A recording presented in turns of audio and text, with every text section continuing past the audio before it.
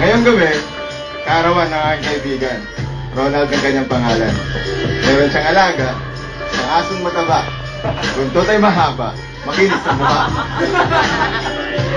Ngunit ang aso niya ay kinatay, sapagat hindi pwede ang manok ng kanyang tatay. Camera to. As in, nagmamap ng floor. May kaarawan na nagmamap ng sahig, sapagat ganyan naman talaga ang kanyang hilig. Ay, sorry. Nakita ko siya sa Republic Glass, mukhang maangas, kumakain ng siopaw sa mini-stop ng Salcedo. Hindi ako pinansin ng kulot na ito. Sinabi ko, Ronald, nasan ka na? Tinawagan ko siya. Ngunit wala pala. Ako number sa cellphone, sa kinabago. Hindi na yung luma. Ito na yung tsura nito ngayon. Ito ang pinakamahal na phone sa buong mundo. Mahal ko.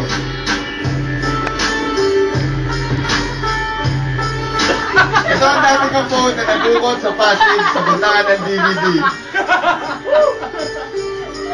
Gantong-ganto, naalala ko, natanggal din ang mukha ng harap.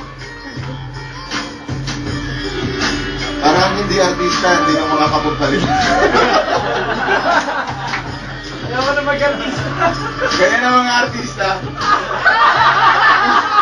Sa sobrang busy, hindi na makakasikas ang ball. So, wala. Sige, tuloy. Ako'y may alam. Asong mataba. Ito tayo mahaba. Makinis ang mukha. Mahal na ako. Mahal ko rin siya. Kami dalawa ay lagi magkasama.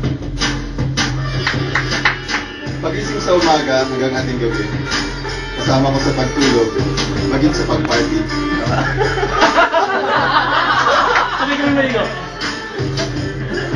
Sabay kami maligo, kajuwit sa kanta.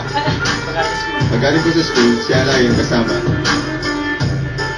Sa araw na yun, ako'y nalulungkot.